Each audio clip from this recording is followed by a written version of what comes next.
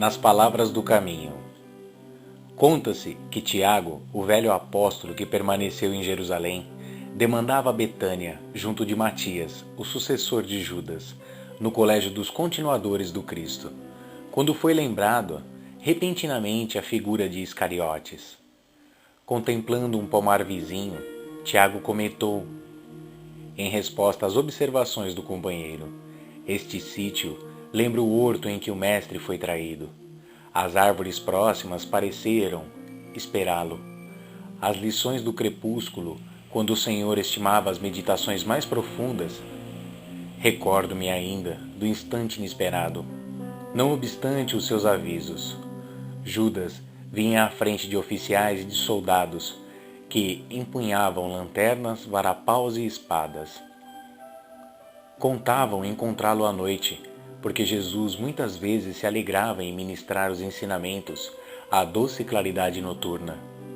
O mestre, porém, vinha ao encontro dos adversários e estava sorridente e imperturbável. Olhos mergulhados nas reminiscências, o apóstolo relembrava. Adiantou-se o infame e beijou-o na face. Estabeleceu-se o tumulto e consumou-se a prisão do Messias, começando desde então o nosso martírio. Que insolência! Que homem caviloso esse Judas, terrível! Replicou Matias, inflamado no zelo apostólico. Dói-me evocar o vulto hediondo do ingrato. Como não vacilou ele no crime ignominioso? Será Judas para sempre a nossa vergonha, exclamou Tiago, arrimando-se ao bordão rústico. Muitas vezes ouço a argumentação de Pedro que busca defendê-lo. Ouço e calo-me, porque para mim não existem palavras que o excusem. Esse traidor será um réu diante da humanidade. Foi ele quem entregou o mestre aos sacerdotes criminosos e provocou a tragédia do Gólgota. Não tem advogados nem desculpas. Foi perverso, positivamente infame. Como se abalançou a semelhante absurdo, indagou o interlocutor. Tudo lhe dera o Senhor em bênçãos eternas. Foi o espírito diabólico da ambição desregrada. Tornou Tiago em voz firme. Judas queria absorver a direção de nosso grupo, ombrear com os rabinos do templo, cativar a simpatia dos romanos dominadores, criar uma organização financeira, submeter o próprio Senhor à sua vontade. Pedro costuma afirmar que o celerado não previa as consequências do ato de traição, nem alimentava os propósitos de eliminar o Messias amado. Contudo, não posso admitir a suposição. Judas, por certo, condenou o Senhor deliberadamente à morte, e talvez fosse ele o inspirador sutil dos tormentos na cruz. João e Pedro asseveraram que o infeliz se arrependeu e chorou, entretanto chego a duvidar.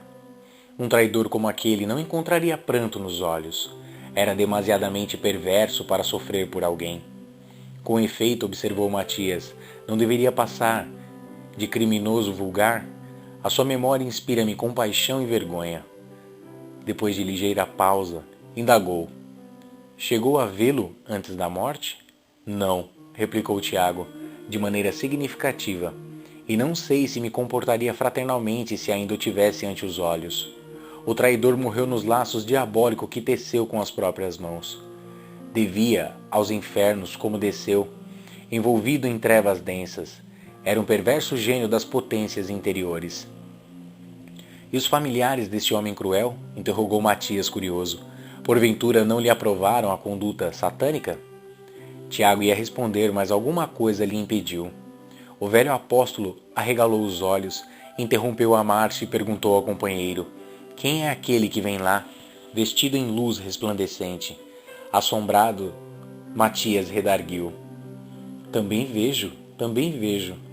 Banhado agora em lágrimas, Tiago reconheceu que o Messias lembrou a narrativa dos discípulos a caminho de Emaús, ajoelhou-se reverente e falou baixinho. É o Senhor. Aproximou-se Jesus com a majestosa beleza da espiritualidade sublime e parou. Por instante ao lado dos companheiros, contemplou-os compassivamente, como mestre afetuoso, junto de dois aprendizes humildes. Matias chorava sem força para erguer os olhos. Tiago, em pranto, ousou fixá-lo e rogou: Senhor, abençoai-nos. Jesus estendeu a destra em sinal de amor, e como nada dissesse, o velho Galileu considerou: Senhor, podemos voltar para Jerusalém, a fim de receber a vossa vontade e cumpri-la? Não, Tiago, respondeu o Cristo, doce e firmemente. Não vou agora. Sigo em missão de auxílio a Judas. E sem acrescentar coisa alguma, continuou a excursão solitária, em sublime silêncio. Nessa noite, quando voltou a Jerusalém, o velho Tiago insulou-se da comunidade e, tomando os pergaminhos onde começara a escrever a sua bela epístola à cristandade, anotou em lágrimas suas famosas considerações sobre a língua humana. Irmão X, do livro Pontos e Contos, psicografia do médium Francisco Cândido Xavier.